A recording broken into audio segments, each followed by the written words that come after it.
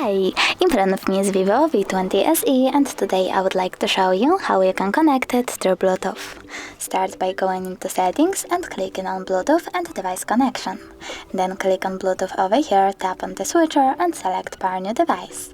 Now wait for available ones to show up and tap on the one that you wish to connect to. Now we have to wait a bit.